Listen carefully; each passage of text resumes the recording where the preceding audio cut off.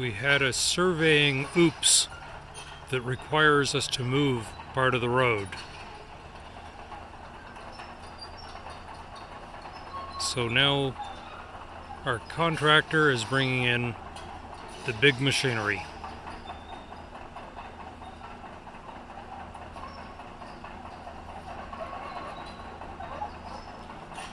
The surveying oops was we didn't account for the area of the septic system, and it ended up being too close to the marshland.